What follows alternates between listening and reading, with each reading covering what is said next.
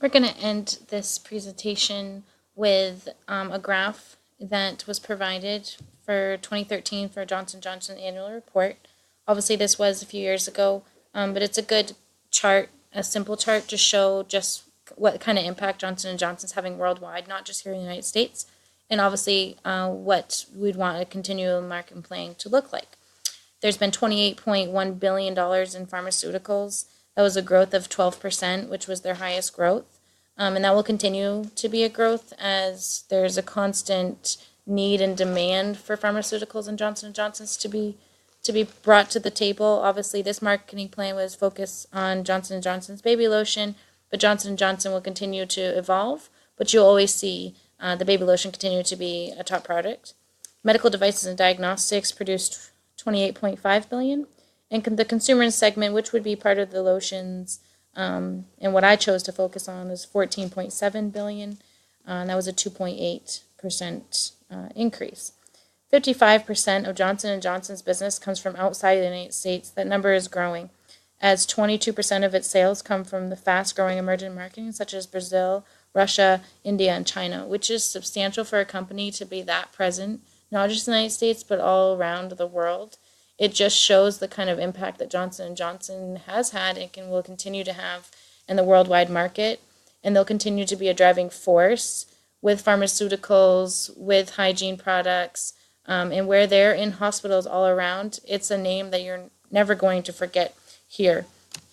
This project obviously was a hard one for me because it took a lot of time and effort, but I truly enjoyed learning about marketing, learning about advertisement, learning what drives numbers, what drives profits, what drives customers' wants and needs, how to get those customers' attention, how to continue to drive forces with profit margins, how to make marketing part of your everyday plan for a company to build and continue to succeed.